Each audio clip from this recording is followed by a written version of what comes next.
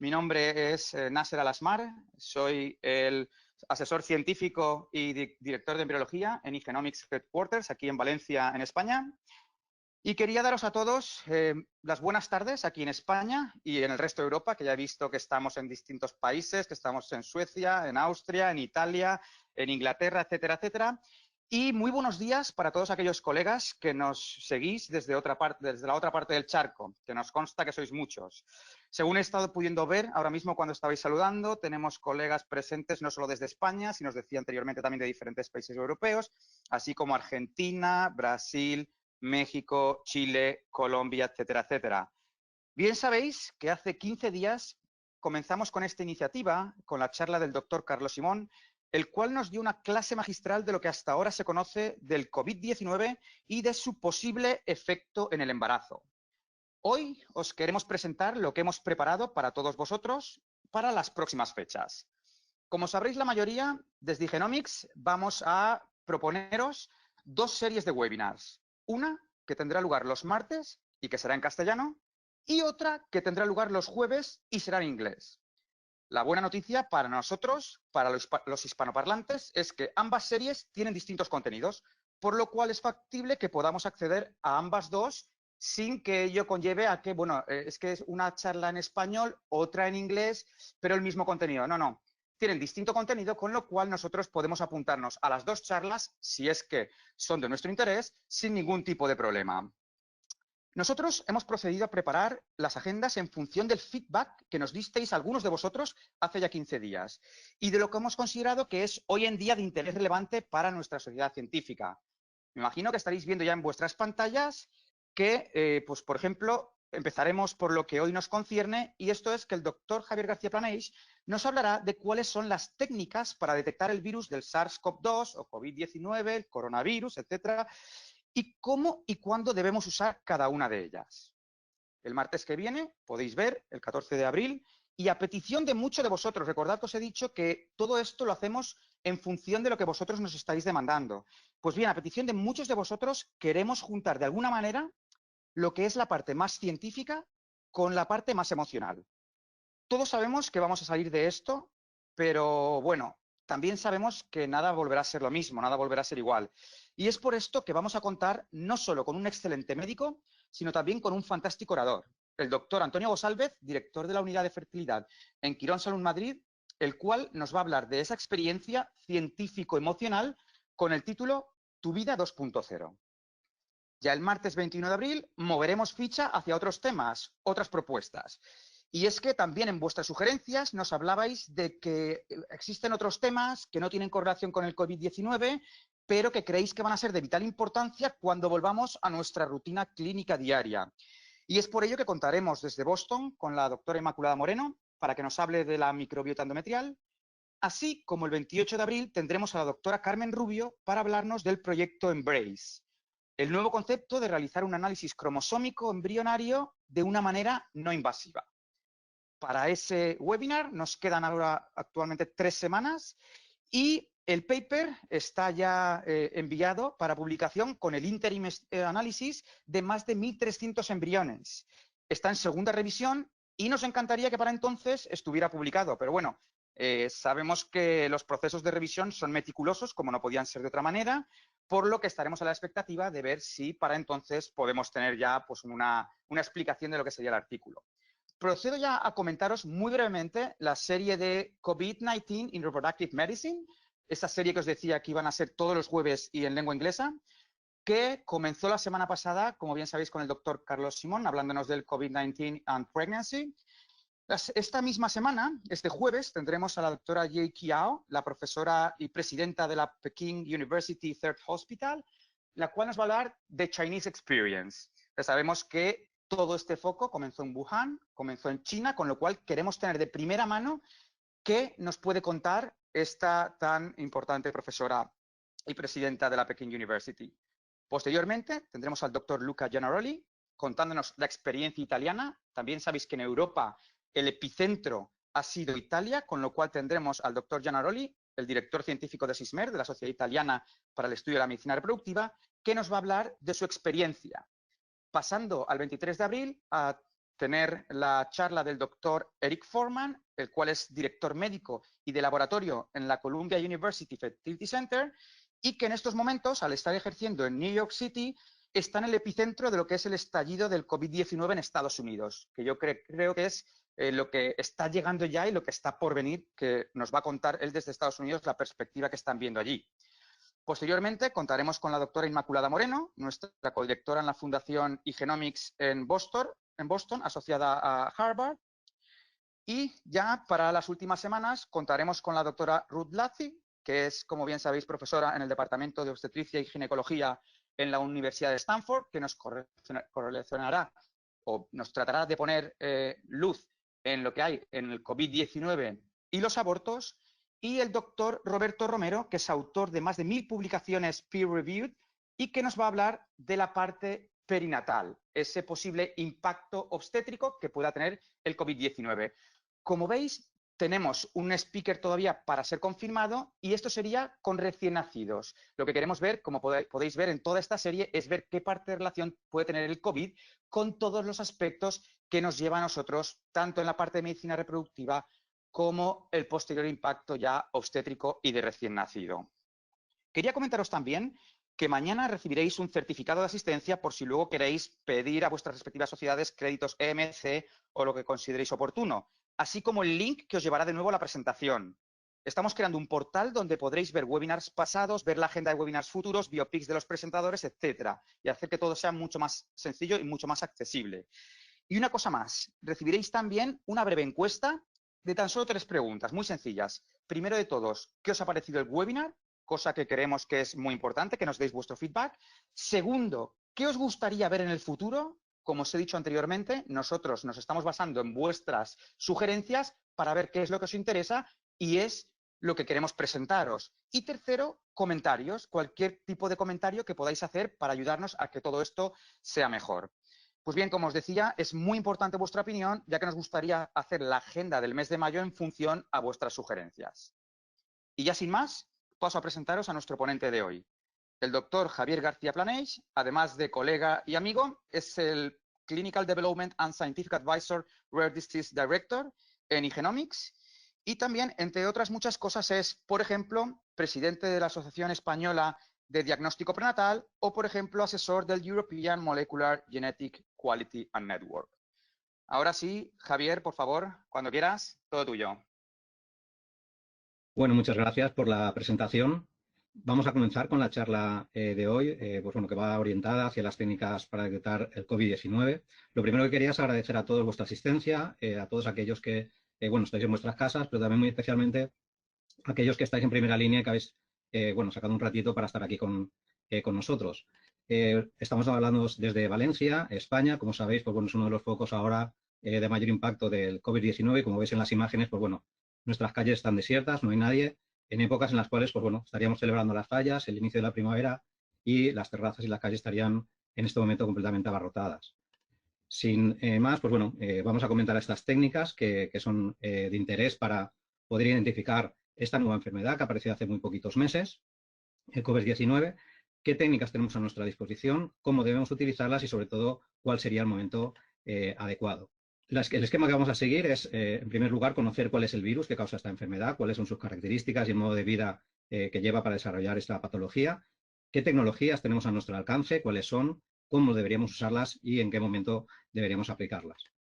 Desde el punto de vista de la enfermedad, COVID-19 es una enfermedad conocida como el coronavirus que está causada por un virus. El virus tiene este nombre de SARS-CoV-2.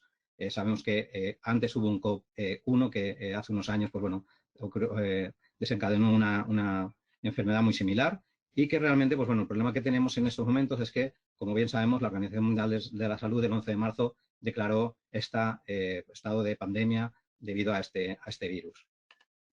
En esta situación, pues bueno, como vemos, es una situación muy reciente, tan solo unas pocas semanas, unos pocos días desde que hemos conocido a este virus. Entonces, lo que necesitamos sobre todo es tener mucho conocimiento, necesitamos tener paciencia, lo cual, pues bueno, cuando eres paciente, pues esta paciencia del paciente, pues bueno, muchas veces entra un poco en contradicción. tenemos que saber cuáles son las causas y razones para esta rápida expansión en diferentes poblaciones con intención de, pues, bueno, de prevenir ya no solo esta pandemia, sino posibles brotes que pudieran surgir en el futuro. También tenemos que saber cuál es la biología y la patofisiología de esta enfermedad, con el objetivo de poder poner a nuestro alcance tratamientos y vacunas para, pues, bueno, los pacientes que tengamos en estos momentos. Y sobre todo, pues, bueno, tenemos que saber un poco cómo va a comportarse la epidemiología de esta enfermedad, sobre todo con la intención de poder ver cómo vamos a recuperar nuestras actividades y nuestro estilo de vida anterior.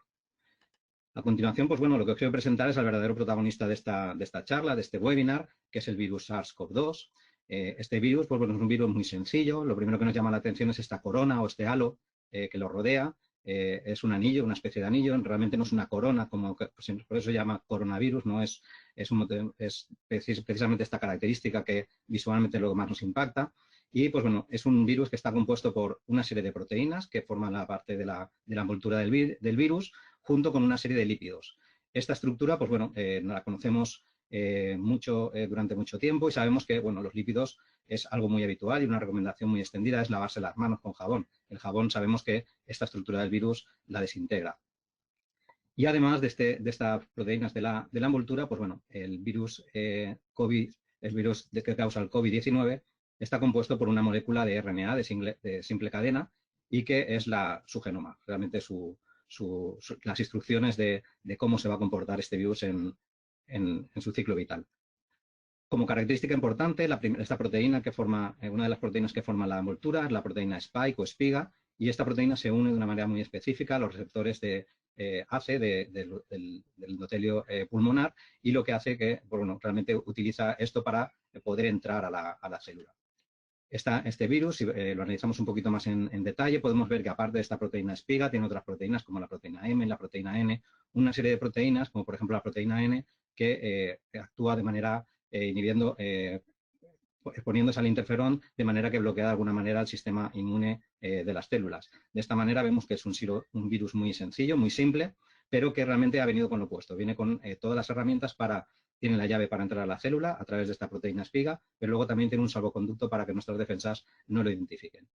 Pero, como todo en la vida, pues bueno, lo más importante está en su interior. Entonces, lo que tenemos que ver es, pues bueno, realmente a nivel de definición, en un virus, ¿qué es lo que es? Pues bueno, aquí hay una definición que a mí me gusta mucho, que es esta pareja de biólogos y divulgadores, que nos dice que el virus es simplemente un trozo de malas noticias envuelta en una envoltura de proteína. Y realmente, pues bueno, esto es así. Si miramos en su interior, lo que vamos a ver es, pues bueno, su genoma.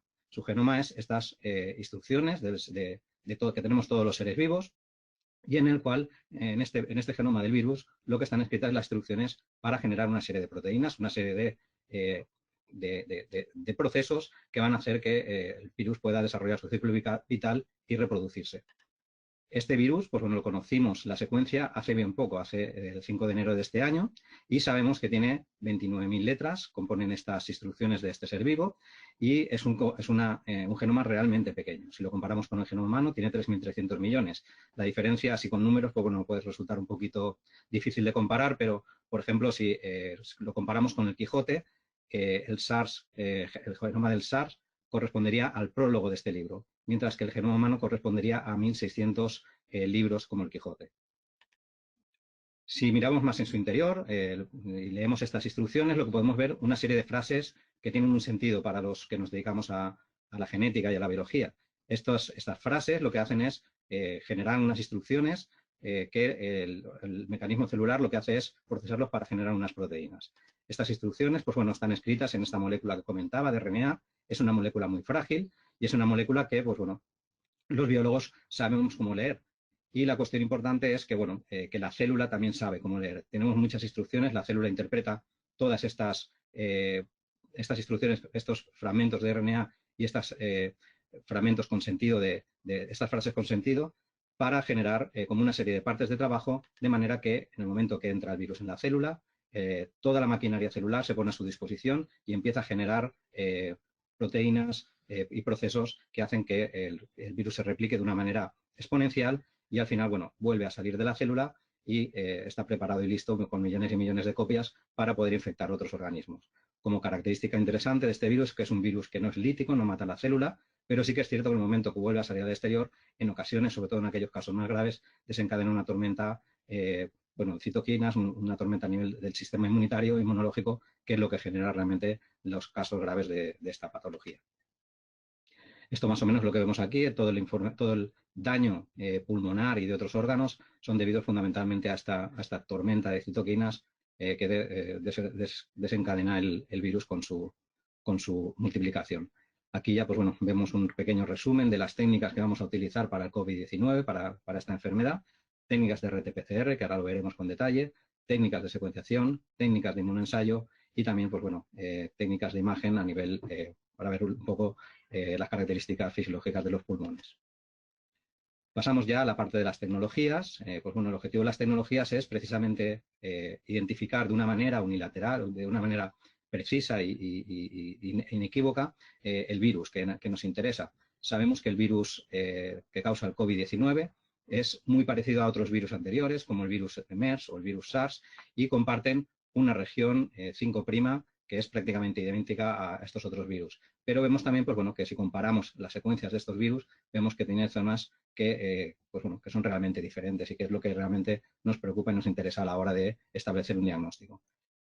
Como objetivo de estas técnicas será identificar de una manera específica, de una manera sensible, este virus y diferenciarlo de otros virus que son similares, que tienen unas características muy parecidas. O sea, lo que vamos a intentar buscar es la máxima sensibilidad y la máxima especificidad. Vamos a ir dirigidos principalmente a una serie de características que hemos comentado antes, que son muy específicas de este virus. La proteína S, la proteína Spiga o la proteína Spike, proteínas del envoltorio del virus y muy específicamente el RNA, este genoma propio del virus. Las técnicas que utilizaremos, aquí lo vemos en el resumen, pero aquí con más detalle, van a ser técnicas de inmunoensayo dirigidos a detectar estos antígenos y anticuerpos específicos de estas proteínas y otras técnicas van a ir dirigidas a detectar el RNA y a leerlo, a analizar este RNA para poder diferenciarlo entre un virus y otro.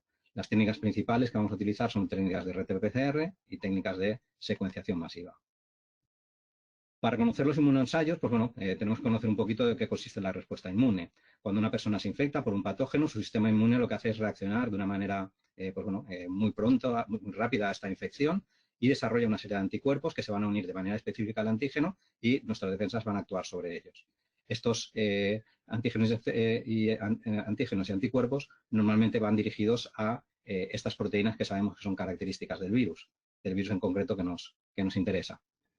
Los anticuerpos, que son inmunoglobulinas, los principales que vamos a analizar son las inmunoglobulinas M, que son los primeros anticuerpos que se producen ante una respuesta inmune. La inmunoglobulina A, que también está implicada en la defensa primaria y es muy frecuente en las secreciones mucosas, y las inmunoglobulinas G, que se producen tras la respuesta inmunológica concierto más tardía. Esto lo que también nos va a dar es un marcador de inmunización del individuo. Para hacer este tipo de inmunoensayos, pues bueno, vamos a utilizar técnicas de detección de antígenos y técnicas de detección de anticuerpos. Como característica está estos antígenos, como veis aquí debajo en la gráfica, cuando ocurre la infección en el día 0, pues se están presentes en etapas muy tempranas de la infección, mientras que los anticuerpos, pues bueno, van apareciendo paulativamente y de manera progresiva a lo largo de la infección. Si queremos detectar la infección de una manera precoz, deberíamos utilizar antígenos en este caso, y los anticuerpos lo que nos darían es una visión de cómo va evolucionando esta infección a lo largo del tiempo. Lamentablemente, la detección de antígenos en estos momentos su sensibilidad es bastante baja, según la Sociedad Española de Inmunología y Microbiología, y no estarían recomendados todavía como test diagnóstico en primera línea para la detección de la fase aguda del COVID-19. Y los anticuerpos, pues bueno, realmente dependen de esta cinética de la respuesta inmune y tardan aproximadamente entre 5 y 10 días después de la infección para poder ser realmente sensibles y para poder permitir detectar la enfermedad en el momento que nos interesa. Normalmente, pues bueno, esta detección siempre ocurre de una manera posterior a la aparición de los primeros síntomas.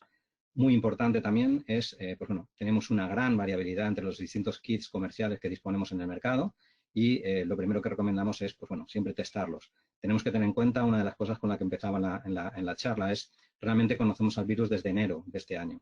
El tiempo que hemos tenido para desarrollar todos estos procesos científicos, tecnológicos y comerciales para poder utilizar estas herramientas para su uso diagnóstico de una manera segura, pues realmente es un tiempo récord. Esto realmente es algo que ha ocurrido muy rápido y pues bueno, tenemos que ser prudentes con el uso de estas tecnologías. La técnica de inmunoensayo, pues bueno, es una tecnología bastante sencilla en la cual lo que hacemos es poner la muestra en una especie de soporte en el cual hay una membrana a través del cual, pues bueno, la muestra se va corriendo a lo largo de esta membrana, se va uniendo antígenos que están conjugados con moléculas, como en este caso oro, que lo que hace es hacer un cambio de color, y conforme va migrando a través de esta membrana, en el momento que detecta el anticuerpo anti-IgM se uniría, si no hay, seguiría. Cuando detecta el anticuerpo anti-IG separaría, se uniría a este anticuerpo y se quedaría aquí, y si no, seguiría. De esta manera, pues bueno, lo que vemos es unos resultados como estos. Si no hay anticuerpos anti-IG y anti-IM, la muestra seguiría y solo veríamos la banda control. En el caso de que separara la zona M, tendríamos anticuerpos anti-IgM, y en el caso de que se separara en la zona de IgG, pues tendríamos anticuerpos IgG, y en este caso pues tendríamos ambos. Este método pues, es relativamente sencillo, es un método portátil y rápido, se puede tomar la muestra in situ y es lo interesante de este tipo de metodologías, pero el tema en estos casos que son kits de una fabricación muy rápida, con una validación en muchas ocasiones pues, bueno, muy limitada y pues, suelen dar en muchos casos falsos positivos y falsos negativos. La técnica gold estándar, utilizado para el tema de inmunoensayos, es la técnica de ELISA. El principio químico es exactamente el mismo, lo único que en vez de en un soporte de una membrana, los antígenos están anclados en un pocillo, y la reacción colorimétrica se produce dentro de los pocillos de estas placas de 96, 384. Lo interesante de esta tecnología es que, aparte de que es mucho más seguro, mucho más sensible y con una especificidad más alta, es que bueno, se puede automatizar y podemos analizar cientos y cientos de muestras en muy pocas horas. Ahora pasamos a las técnicas de detección de RNA. Las principales son la técnica de RT-PCR, Real-Time PCR, que permite la detección y cuantificación de estos ácidos nucleicos, en concreto en el caso del COVID-19 del RNA, y veríamos algo pues, parecido a esto, unas curvas de amplificación en las cuales, pues, bueno, cuanto antes aparece la curva de amplificación, es señal de que, bueno, de que había más cantidad de muestra, y de esta manera, aparte de detectar su presencia, podemos de alguna manera relativa cuantificar el origen, la cantidad original de la muestra. Las técnicas de secuenciación masiva lo que nos permiten es pues, bueno, leer toda la secuencia de este virus o identificar aquellas secuencias que son específicas del virus en cuestión. Esto ya lo hemos visto antes, pues bueno, esto sería esta secuencia del virus y sería identificarla de una manera precisa. Una cuestión importante a todas estas técnicas que se basan en la detección de ácidos nucleicos son dos aspectos importantes y son previos a la utilización de cualquier técnica de laboratorio. Lo primero es su diseño y el segundo es la extracción del RNA, cómo se realiza. Cualquier variación o cualquier cosa que no tengamos en cuenta a la hora de preparar estos procesos nos van a dar, va a impactar de una manera muy importante en la sensibilidad y especificidad de estas tecnologías, pudiendo darnos falsos negativos o falsos positivos. Respecto al diseño, pues bueno, lo que queremos buscar es lo que comentábamos, es aquellas zonas del genoma del virus que son específicas de este virus y que no comparten con otros. Entonces, lo que vamos a hacer es comparar los genomas de distintos virus y elegir aquellas zonas que son específicamente diferentes de otros virus que son similares. Por ejemplo, en esta zona azul, evidentemente todos los virus son idénticos. Aquí lo que haríamos es, si diseñamos aquí el análisis, pues lo que estaríamos viendo es todos los virus relacionados y no sería específico de COVID-19. Otra cuestión importante sería, pues bueno, tratar de tener la máxima sensibilidad. Sabemos que el virus, pues bueno, si comparamos, tenemos datos de las bases de datos de secuenciación de este virus, en 2 o 3 meses ya tenemos 185 genomas completos y podemos consultarlos y compararlos. Y nos damos cuenta de que hay regiones, hay zonas que están, esto que se ve con las barras verticales, que son zonas en las cuales el virus muta, el virus cambia y hay zonas donde la secuencia es bastante conservada, pero otras que varían mucho. Entonces, lo que tenemos que hacer es diseñar la técnica de manera que permita identificar todas las cepas diferentes de un mismo virus. Esto la secuenciación nos lo permite y algunas otras técnicas también. Esto, digamos, nos proporcionaría un valor importante de cara a la sensibilidad de la técnica. Además, obtener la secuenciación lo que nos permite es hacer el seguimiento de cómo ha ido evolucionando el virus. Vemos aquí a la izquierda, pues bueno, cuál era la secuencia original del primer virus allá por diciembre de 2019 y poco a poco cómo han ido evolucionando hasta cómo lo vemos en estos momentos. Además, el análisis de esta secuencia nos permite, pues bueno, trazar estas cepas y ver cuál ha sido la distribución geográfica que ha seguido esta dinámica de infección. El otro parámetro que os comentaba, que era también esencial, es la extracción del RNA. ¿Cómo obtenemos el RNA? El RNA es una molécula tremendamente lábil y que se degrada con mucha facilidad. Esto nos dificulta enormemente el trabajar a nivel con ella en el laboratorio. Por tanto, uno de los pasos que hacemos de manera frecuente es transformar esta cadena de RNA, de cadena sencilla, aquí lo vemos en negro, pues bueno, en moléculas que conocemos mejor y que podemos trabajar mucho mejor con ellas, moléculas de DNA de doble cadena, y que estas moléculas tienen una estabilidad mucho mayor. Este proceso es importantísimo y siempre que lo realicemos con garantías, el manejo en el laboratorio de este tipo de moléculas es algo que se hace de manera rutinaria. Cualquier fallo en el proceso de toma de muestra, envío, transporte de la muestra al laboratorio y procesado, lo que nos va a dar son falsos negativos y esto va a repercutir muy importantemente a la hora de la precisión de las tecnologías. La PCR lo que consiste es, pues bueno, partimos de una molécula de ADN y lo que hacemos es, pues bueno, amplificarla, replicarla varias veces, de manera que tenemos un montón de copias que podemos analizar y podemos cuantificar. Algo parecido a este tipo de curvas, que ahora nos sonarán mucho, son las curvas que vemos prácticamente todos los días cuando vemos el parte de noticias de cómo ha ido evolucionando en nuestras poblaciones la enfermedad. Y lo que refleja básicamente es eso, es una amplificación hasta que llega un momento de meseta, de plató, y cuanto antes aparece esta amplificación, significa que el origen de muestra de la que partíamos era mayor. Estas tecnologías, también una parte interesante que tienen es que se pueden automatizar. Podemos utilizar robots de extracción, podemos utilizar aparatos de PCR que nos permiten analizar muchas muestras de una vez y un análisis más o menos automatizado.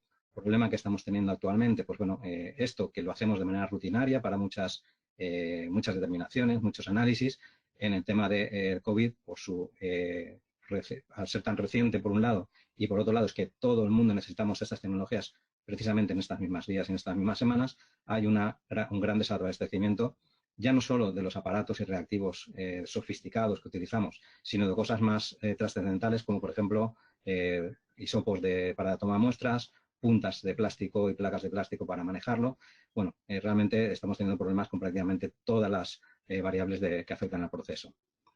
Y la secuenciación masiva, su objetivo es, pues bueno, como veis a nivel de la imagen, no la voy a comentar, pero bueno, es un proceso bastante complejo que al final lo que queremos hacer es, pues bueno, leer cada una de estas secuencias y obtener la secuencia de cada una de ellas, compararlo con nuestra secuencia de referencia y determinar si esa secuencia corresponde al virus causante de COVID-19 o es otro.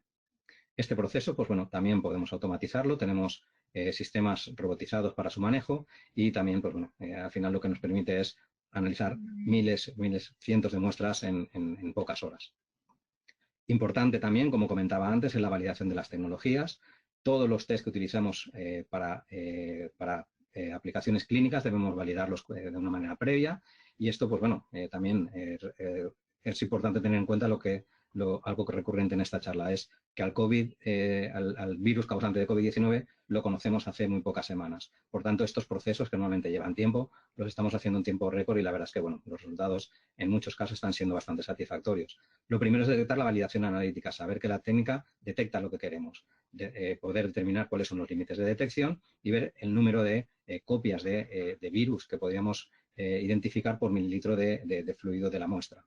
Esto, pues bueno, lo deberíamos hacer para todas nuestras técnicas, ver la robustez de esta técnica, cuántas veces, si esta técnica la repetimos muchas veces, si los resultados van a salir siempre y van a salir siempre dentro de ese límite de detección que hemos dicho y luego, pues bueno, validarla en varias muestras clínicas. Y esto, pues bueno, en nuestras manos los resultados que hemos analizado dentro de estos límites de detección, pues bueno, son la verdad es que bastante óptimos. Y otra cuestión importante que os comentaba es el tema de la toma de muestra. Dependiendo de la tecnología, vamos a utilizar un tipo de muestras nasofaringes, muestras de sangre, y a veces pues, nuestra toma de muestra puede también condicionar lo que es el proceso posterior. Podemos tener todas las tecnologías sofisticadas del mundo, todo puesto a punto en el laboratorio, con una validación tremenda, pero si la toma de muestra no se realiza de manera adecuada, no tenemos virus en esa tolunda y no vamos a poder analizarlo de una manera correcta. Bueno, una vez conocemos ya las técnicas, sabemos cómo usarlas, vamos a ver en qué momento, cuál es el momento más adecuado para poder aplicarlas.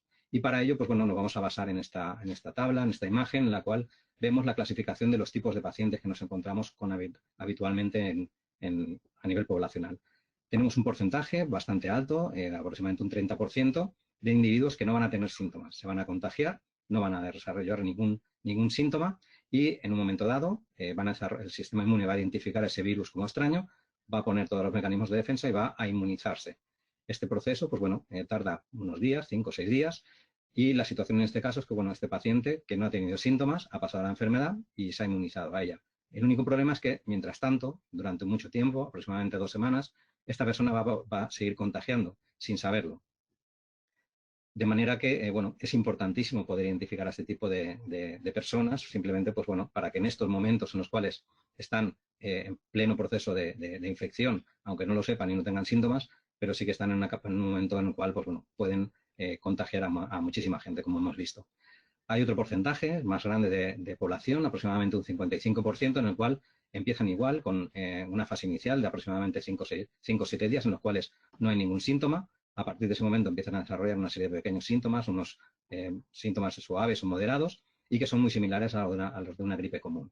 Y a partir de ese momento, pues bueno, lo mismo que en el caso anterior, desarrollan este proceso de inmunización.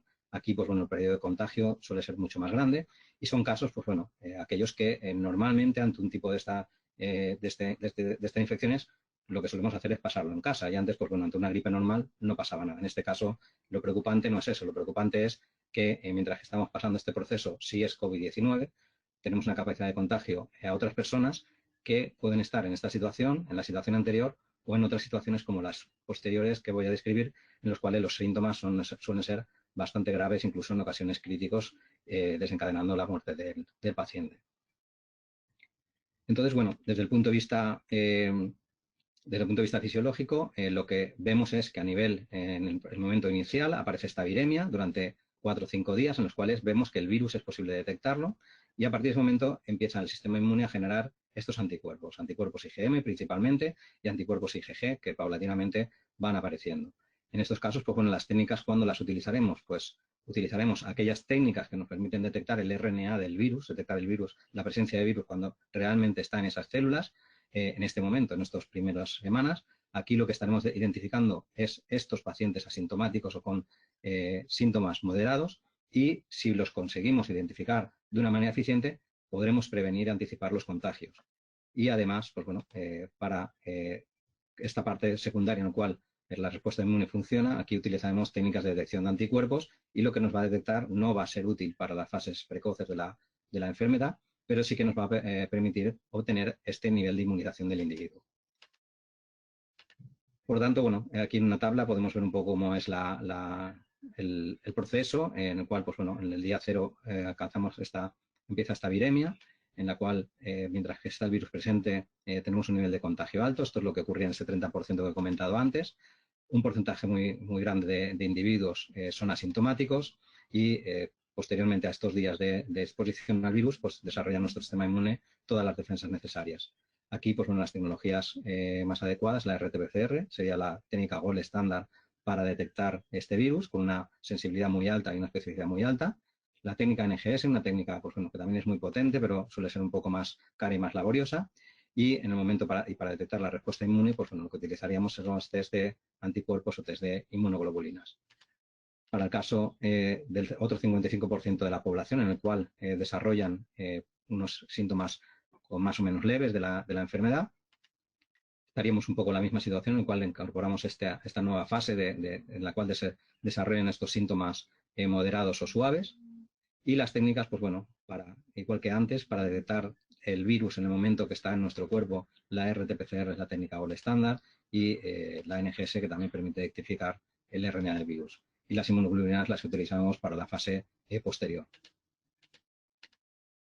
En esta tabla comparativa de las distintas técnicas tenemos una serie de características, pues bueno, como resumen, pues estos test rápidos serían útiles como screening rápido, sabiendo que la sensibilidad y especificidad es baja y debe ser comprobada antes de usar. Los test de ELISA van a ser unos test con una sensibilidad y especificidad muy alta y nos van a permitir, sobre todo, identificar el estatus de inmunización y van a ser útiles en los estadios tardíos de la enfermedad. Y los test que detectan el RNA, el RT-PCR y el NGS, van a ser útiles para detectar asintomáticos y van a ser útiles para detectar la enfermedad en estadios tempranos. No voy a insistir en esta tabla, la vais a tener, como ha comentado Nasser, en unos días y bueno, lo podéis ojear con tiempo. Algunos mensajes para llevaros a casa, importantes como conclusiones. Pues bueno, lo más esencial es que el hacer estos test es crucial, en primer lugar, para identificar a aquellos individuos que no han desarrollado todavía síntomas, que están en etapas tempranas de la enfermedad y que tienen una capacidad de contagio muy grande. En este caso es interesante, o sería interesante, en países o en poblaciones en las cuales está comenzando ahora el estado de infección, para trazar cuáles son esos individuos y tratar de aislarlos. Es importante también, pues bueno, para obtener un diagnóstico preciso de aquellos pacientes que ya tienen síntomas y están en proceso de desarrollo de la enfermedad, para ver su monitorización y ver cómo van adquiriendo esta inmunización a lo largo del tiempo. Tenemos que tener en cuenta que no hay un único test, hay varios tests, unos test dirigidos al RNA, a detectar el genoma del virus, y otros test dirigidos a identificar la respuesta inmune de nuestro cuerpo a ese virus, que son estos test de inmunoensayo. Y pues bueno, cada uno de estos test va a detectar diferentes diferentes fases fisiológicas de la infección. Lo ideal en estos casos es utilizar ambos tests, ambas aproximaciones de manera combinada, porque nos van a dar, cada uno de estos tests nos puede dar una foto muy interesante de la infección en ese momento, pero realmente la combinación de ambos tests lo que nos van a dar es una visión de la película completa del desarrollo de la enfermedad. Para realizar los test también es muy importante tener en cuenta que es necesario profesionales con una alta experiencia y con un alto conocimiento en los usos de estas tecnologías. No vale lo que se comentaba de, pues bueno, aquí hay una PCR a nivel de investigación, podemos comprar reactivos, hay que tener experiencia para usarlo. ¿Por qué? Estamos viendo que hay un gran desabastecimiento de muchos protocolos, de muchos reactivos, y nos va a tocar innovar, nos va a tocar cambiar procedimientos y tenemos que cambiarlos y saber qué cada cosa que tocamos, cuáles van a ser las consecuencias. Vamos a perder sensibilidad, vamos a perder especificidad y cuánto. Es muy importante que cada test sea validado. Son test que vamos a desarrollar, que vamos a utilizar en nuestro laboratorio, pero cada laboratorio tiene sus propias características. Y muy importante también es que el proceso preanalítico va a resultar crucial. Es importantísimo el tomar bien la muestra y que la muestra llegue en perfectas condiciones al laboratorio. Conocidos todos estos test, cómo utilizarlos, hay una serie de recomendaciones que nos vamos a plantear de qué va a ocurrir después. Una vez tengamos, pues bueno, más o menos pase toda esta epidemia, pasa esta pandemia y bueno, realmente la población, ¿qué vamos a hacer al día siguiente? Pues bueno, esto es sencillo porque esto ya nos lo dijo el director general de la Organización Mundial de la Salud hace un par de semanas, y es test. Lo que tenemos que hacer es, pues bueno, testar la población. Realmente también se ha comentado mucho en los medios que esto es una guerra. Pues bueno, la mejor forma de enfrentarse a esta guerra es conocer al enemigo, saber cuántos son, ¿sabe? Cuántos son, no el enemigo, porque el virus realmente, como hemos visto, es algo muy sencillo, muy lábil, se puede degradar, o sea, lo podemos atacar con jabón, simplemente con agua y con jabón, sino simplemente el problema es que recluta gente de nuestro entorno para utilizarlo en contra nuestra. Entonces, esto sí que es importante, el poder identificar a esas personas. Aquí en esta gráfica, pues bueno, como vemos, no hemos incluido a aquellas personas que, bueno, que tienen síntomas graves o críticos, porque estos están perfectamente monitorizados en todos los hospitales prácticamente del mundo. O sea, no conozco yo ningún laboratorio, ningún hospital en el cual un paciente con una patología, una sintomatología grave no haya sido testado una, dos y varias veces. El problema es aquellos individuos que son asintomáticos, que no lo saben, o aquellos que tienen síntomas moderados. En estos casos, pues bueno, como comentaba, este test combinado de RT-PCR e inmunoglobulinas sería lo ideal para conseguir, pues bueno, un objetivo, que sería en el momento, en el día después, cuando volvemos al trabajo, cómo conseguir estas clínicas, estos puestos de trabajo, estas instalaciones libres de COVID-19, para poder, pues bueno, empezar poco a poco a recuperar nuestra vida. Y esto, pues bueno, con estos test, aplicándolos, pues vamos a encontrar una serie de características de individuos.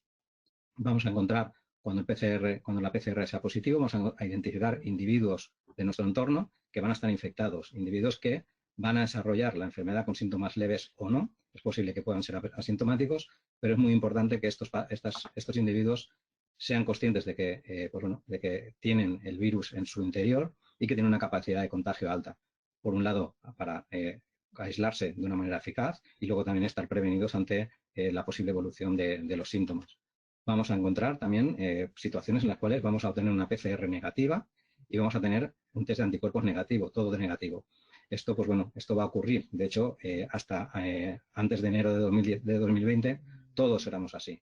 Aquí la situación que tenemos es todos estos individuos a riesgo, pues bueno, tienen que estar observados y tenemos que tener todas las precauciones, sobre todo para no infectarnos y que no entremos a, pues bueno, a sumar en esta estadística de pacientes en los cuales tenemos síntomas graves o críticos. Y luego, pues bueno, otra serie de población, otra serie de individuos que van a salir negativos para la PCR, no tienen la infección activa en su cuerpo, pero sí que muestran anticuerpos positivos. En este caso, lo que nos está indicando es que esta persona está inmunizada. En teoría, estos individuos, ahora ya hay mucha gente inmunizada, podrían estar trabajando y podrían estar de manera activa, porque realmente la probabilidad de que se reinfecten es realmente baja.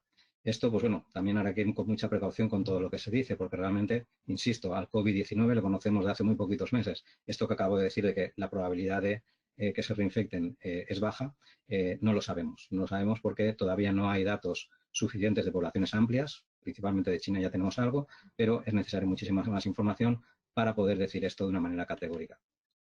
Y al final, pues bueno, lo que vamos a hacer es llegar a través de la toma de muestra, tanto en nasofaringe como de sangre, tomar una serie de decisiones. Y es, pues si sale PCR positivo y ELISA positivo, en este caso el individuo está en infección activa, pues bueno, lo que tiene que hacer es tratarse a nivel médico, informar y confinamiento durante 2 semanas.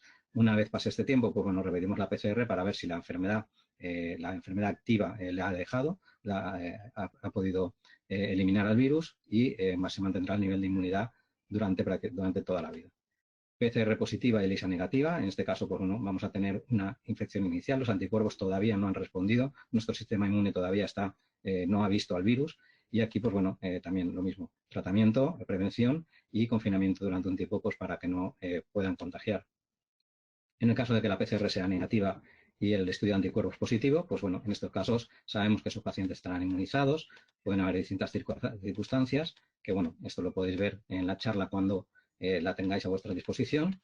Y en el último caso, pues PCR negativa y ELISA negativa, insisto, como éramos todos hace unos pocos meses, en el año pasado, en 2019, que parece que haya pasado mucho tiempo, pero es hace 4 días, todos éramos PCR negativos y ELISA negativos, aunque no nos hiciéramos antes. En estos casos, pues bueno, tendríamos también esta situación, en la cual, pues bueno, podemos tener síntomas, habría que valorar un falso negativo, o estar sin síntomas, que en este caso, pues bueno, podemos volver a contagiar y a tener la enfermedad. Al final de cuentas, nuestro objetivo es, pues bueno, llenar las calles otra vez, como hace un año, tener pues bueno, las terrazas, las calles llenas de gente y simplemente, pues bueno, agradecer también al equipo de Genomics, como veis, pues bueno, estamos en todo el mundo, agradecer muy especialmente a aquellos compañeros que están en el laboratorio, que están con un contacto muy directo y una exposición con el virus. Y realmente, pues bueno, agradeceros a todos la asistencia a este seminario. Muchas gracias. Muchas gracias a ti, Javier, por tan magnífica exposición.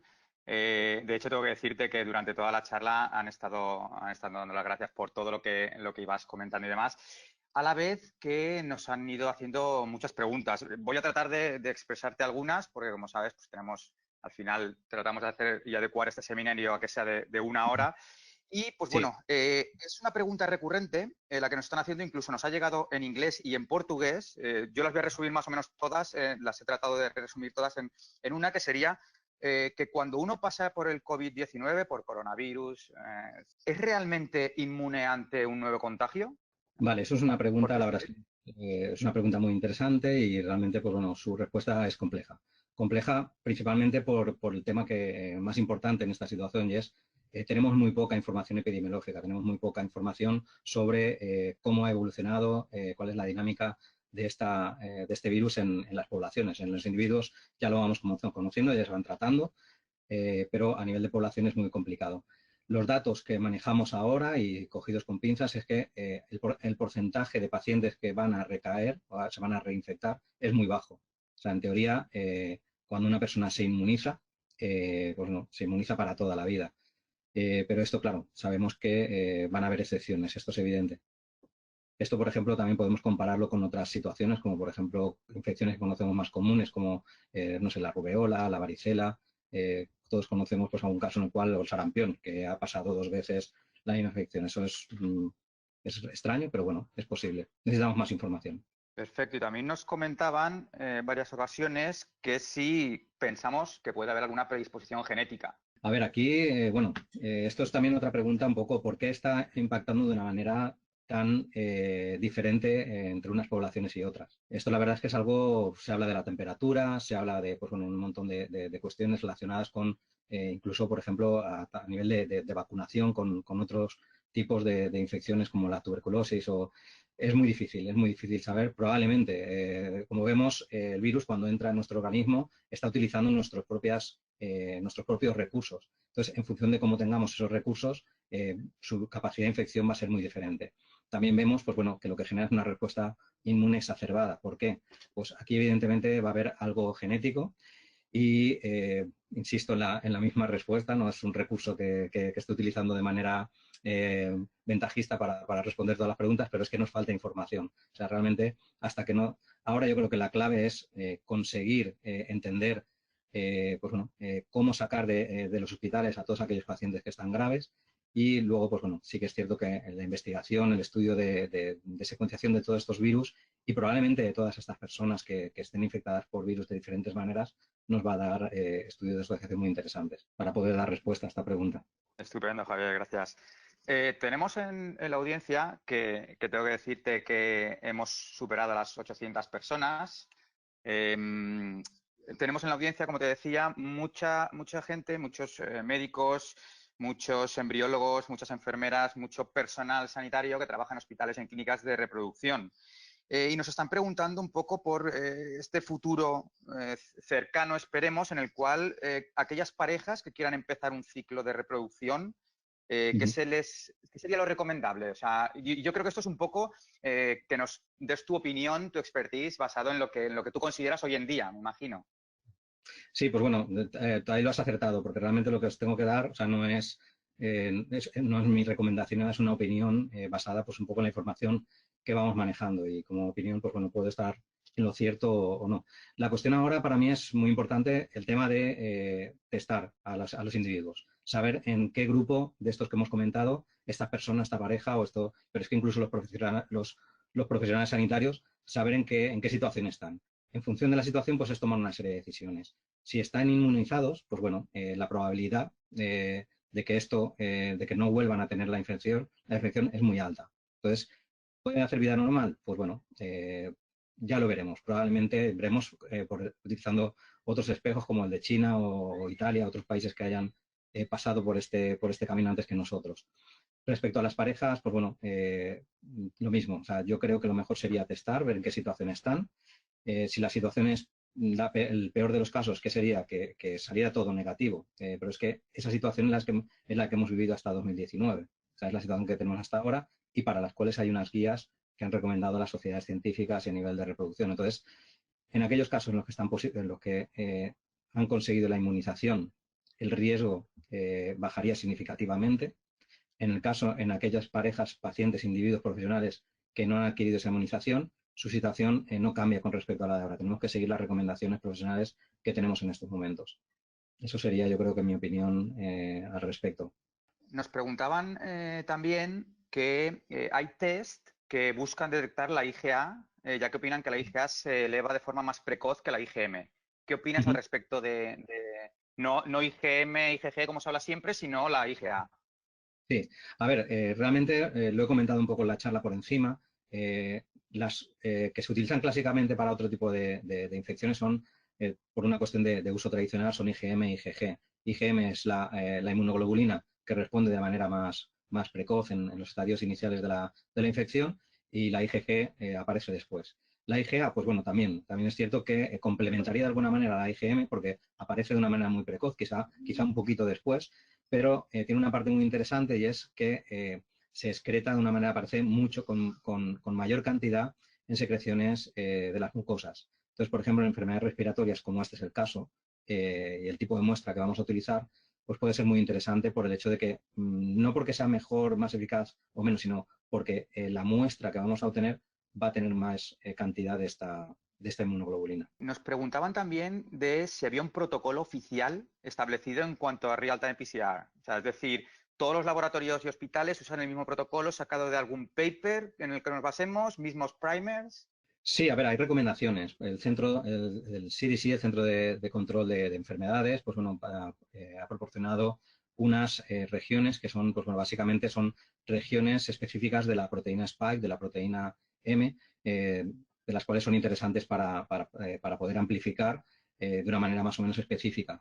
Y luego también otra cuestión importante es que, pues bueno, realmente la mayoría de recursos que estamos utilizando son recursos comerciales que están en general validados a nivel interno. Entonces, bueno, realmente yo lo que recomendaría es utilizar kits comerciales que estén validados, que tengamos ciertas garantías, que tengan un marcado CE solo no vale porque bueno, nos da información sobre una cosa, pero realmente no nos da información sobre la capacidad de detección de una tecnología o su precisión. Pero sí que, pues bueno, mi recomendación sería eso, utilizar aquellos test comerciales que sepamos que tengan un marcaje, que tengan una validación intensa y una vez lo usamos en nuestro laboratorio, tratar, o sea, validarlo para detectar nuestros propios límites de detección. Genial, gracias, Javier. Me están preguntando mucho directamente hacia nosotros, hacia Genomics. Es decir, hay muchas preguntas relacionadas como desde Genomics, ¿tenéis pensado dar apoyo a las clínicas en el tema de testar para el COVID-19?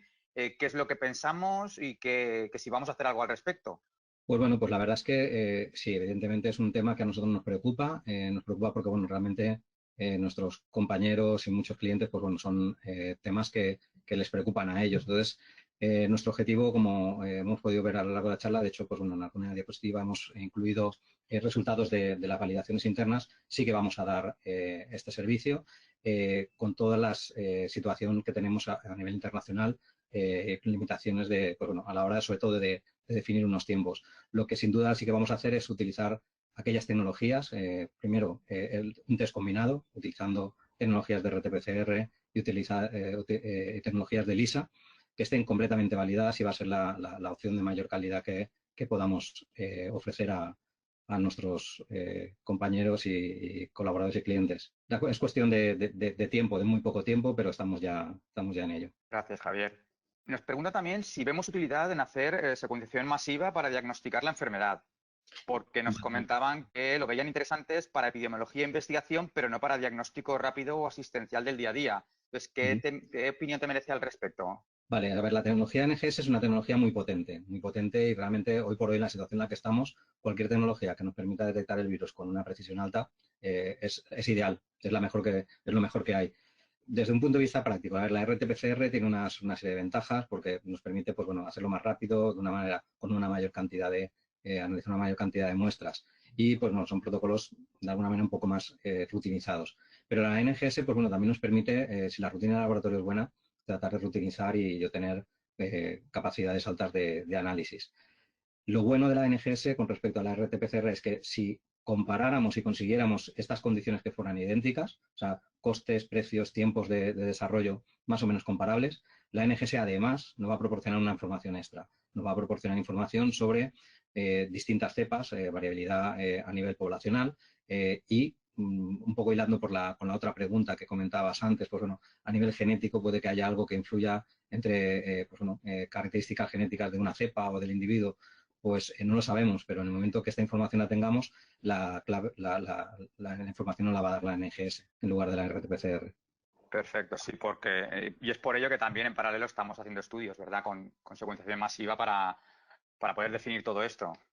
Sí, efectivamente, pues bueno, realmente tenemos la validación con la RT-PCR está hecha, con unos resultados, la verdad es que, bueno, muy comparables a lo que está publicado. Y la NGS, pues bueno, es una técnica que si eres experto en esta tecnología y la dominas, los resultados son buenísimos. Y luego también, sobre todo, este apoyo a nivel de investigación, porque la cantidad de información que obtienes es mucho mayor que la de la RT-PCR. Gracias, Javier. vamos a ir terminando, vamos a tener tiempo para una o dos preguntas más, ¿de acuerdo? Entonces, te voy a hacer Ujú. una pregunta directa que nos han hecho desde atención primaria. Nos dice, desde atención primaria estamos desnudos de técnicas diagnósticas para COVID. Parece que van a llegar test basados en anticuerpos y ante un paciente sintomático o caso posible con sintomatología leve en el que no se va a hacer PCR, ¿cuál sería su propuesta de utilización de los mismos? Bueno, la situación aquí es Bueno, lo que comentaba antes con los tiempos. Si es un paciente leve, con sintomatología leve, es posible que ya haya empezado a desarrollar anticuerpos, pero es posible que no. Entonces, claro, o que los estén desarrollando, pero estén en un límite por debajo de la zona de máxima sensibilidad de los test de anticuerpos. Aquí, por ejemplo, estamos viendo en las noticias muchas veces estas diferencias en cuanto a sensibilidad de la técnica.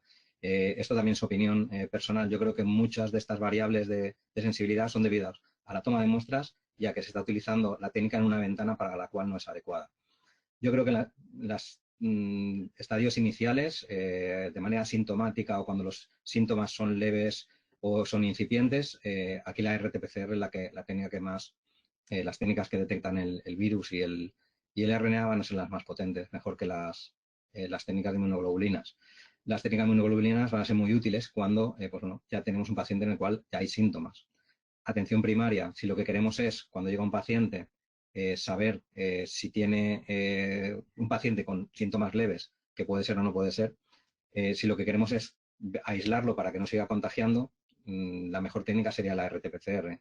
Si tiene síntomas y queremos diferenciar si es una gripe común o si es un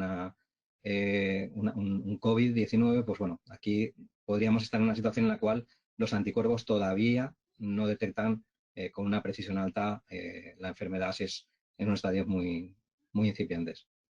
bueno, y ya para finalizar, me gustaría que, por favor, si pudieras comentar de nuevo la parte de que merece tu opinión de, ya no solo porque, como te decía, tenemos muchos asistentes que se dedican a la reproducción Sí. y nos están preguntando ya no solo de esa pareja que va, sino habría que testar a las donantes, qué pasa con los gametos, qué podemos hacer, hacemos punciones, no hacemos punciones. Y yo creo que convendría de nuevo darle una vuelta a esta parte porque yo lo que creo que bien has comentado es nosotros a día de hoy, esto es lo que podemos decir, que es que hay que testar, testar y testar. Dentro de un mes, cuando se tengan nuevos datos y se tengan nueva información, podremos hablar y cuando se vayan a abrir las clínicas, pues yo creo que estaría bien que entre todos hiciéramos un consenso y que evidentemente al final cada uno es autónomo de realizar lo que considere, faltaría más, para su clínica o para su hospital, pero evidentemente necesitamos de las sociedades científicas para que nos den apoyo y que nos ayuden a llegar a un punto común para hacerlo mejor para las clínicas y para, por supuesto, para los pacientes, ¿verdad? Sí. A ver, yo en este caso, yo creo que la situación en el caso de donantes, gametos, aquí es un poco, claro, las recomendaciones en estos momentos de las sociedades científicas son claras y es parar en estos momentos ante una situación sobre todo de incertidumbre y desconocimiento, eh, todo lo que sea parable. Entonces, yo creo que esa ahora es la recomendación. Es de momento, vamos a quedarnos quietos con lo que hay. Lo único es en el momento en el que podamos empezar a disponer de más información, yo creo que lo importante es que estas clínicas puedan tener categorizado en estos grupos de pacientes cuál es su entorno, o sea, cuáles sus profesionales, qué tipo en qué grupo de ellos caen a la hora de que se tomen decisiones, porque las recomendaciones van a ir en este sentido. No va a ser una recomendación para toda la población, va a ser una recomendación para aquellos que pues bueno, no hayan pasado la enfermedad y no hayan desarrollado anticuerpos, para aquellos que la hayan pasado y ya han desarrollado anticuerpos. Entonces, yo creo que un poco la situación va a ser esa, es testar, esperar un poco a tener más información, sobre todo, pues bueno, de otras poblaciones que tienen una mayor cantidad de datos y que nos llevan unos meses de ventaja, y testar. Yo creo que el tener esta información siempre va a ser útil para tomar las decisiones en el momento que aparezcan.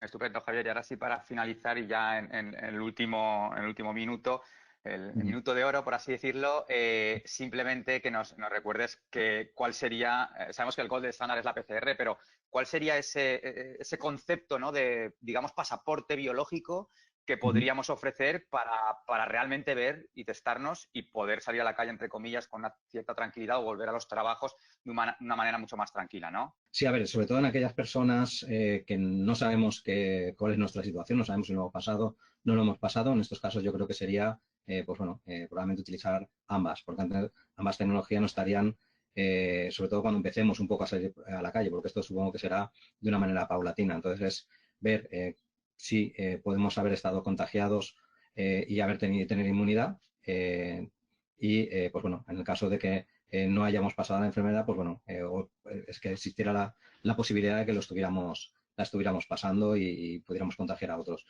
Mi conclusión en estos momentos sería utilizar las dos, utilizar la RT-PCR o las técnicas de máxima sensibilidad para detectar la presencia del virus y del RNA, y además las técnicas de inmunoensayo que nos dan esta información de inmunología propia del individuo, de la respuesta inmune del individuo y la capacidad de inmunización.